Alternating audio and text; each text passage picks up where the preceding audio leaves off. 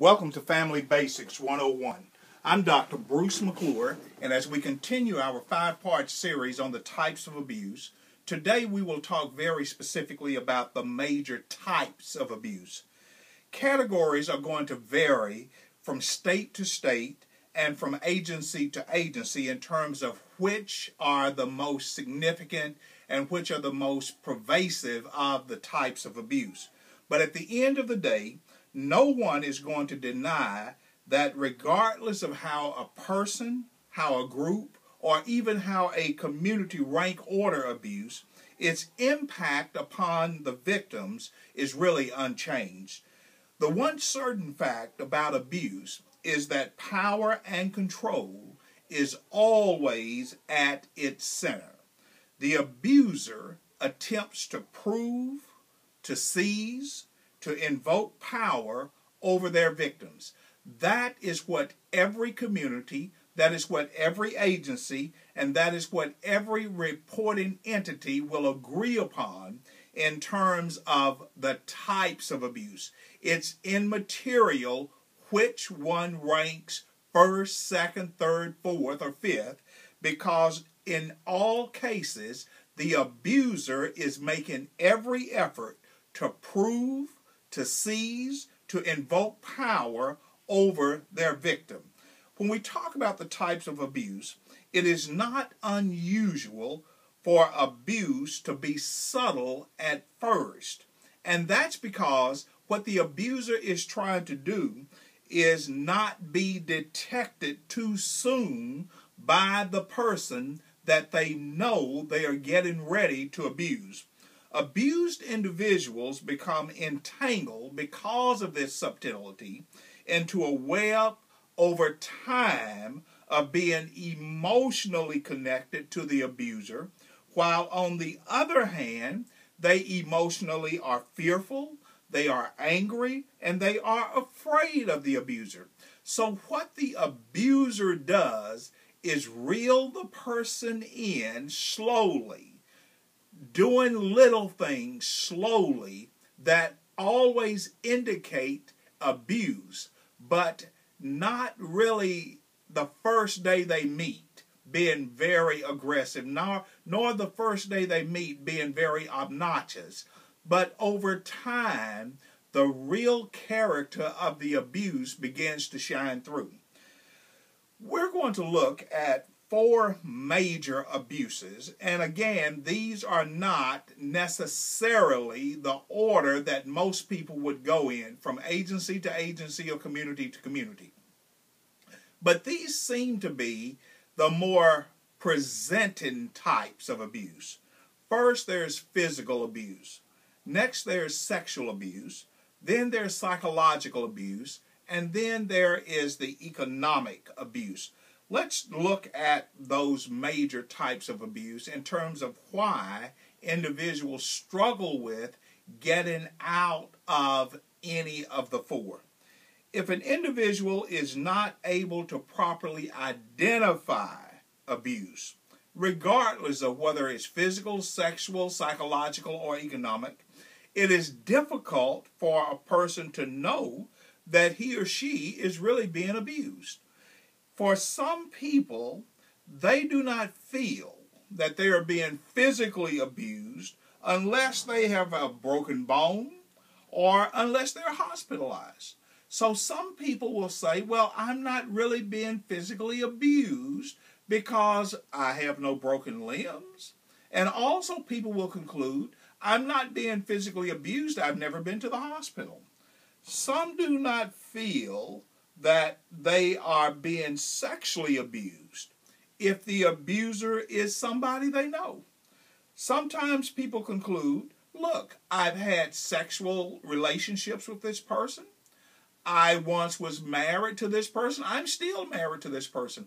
I go out on dates with this person, and there is no way that I could call that sexual abuse.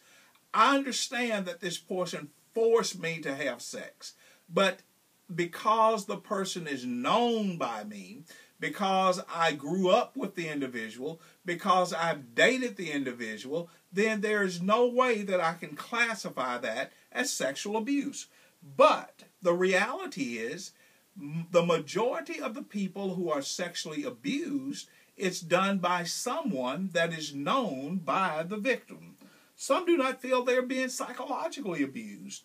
If the abuser convinces them that it was the abused fault that they are being abused. So many people say, well, it's my fault that this person shamed me. It's my fault that this person cursed me. It's my fault that this person humiliates me. It's my fault that this person spit on me. All of the dynamics of psychological abuse. Many times the abuser will push it back into the lap, into the mind of the abused.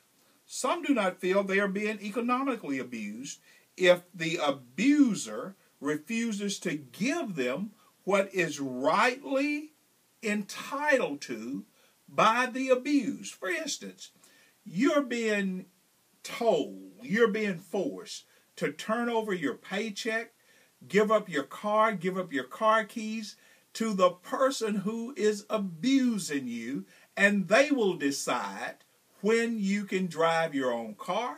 They will decide how much money to allocate you, and they will decide if you can buy this or if you can buy that.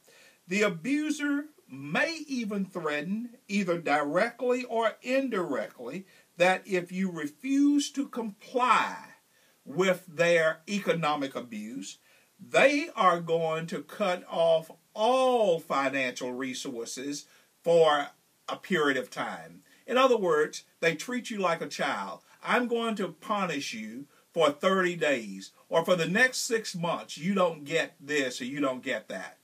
All of these are economic abuses. Each type of abuse has a component of aggression. In the book of Daniel, chapter 3, verses 13 through 18, there was a Babylonian king by the name of Nebuchadnezzar. But he would move from being calm to being very irate. He would move from what appeared to be a very Gentile person to a very angry, hostile person. He would move from periods of rage and fury to periods of calm and tranquility. But at the end of the day, Nebuchadnezzar was an abuser. Look at the text. Nebuchadnezzar, in his rage and fury, commanded to bring Shadrach, Meshach, and Abednego.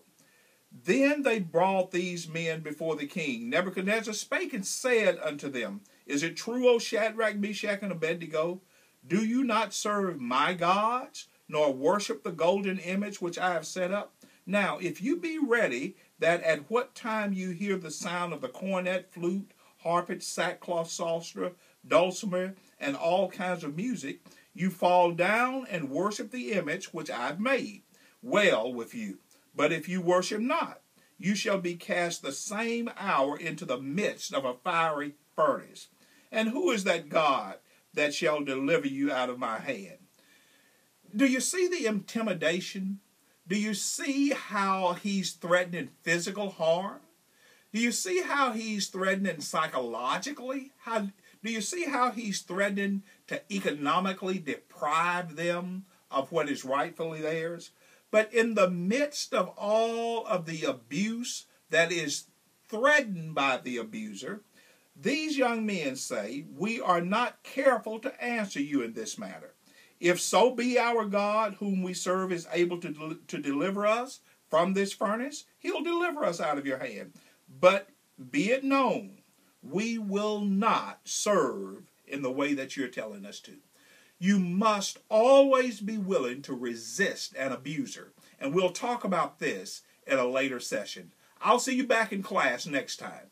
Don't be late and don't skip class.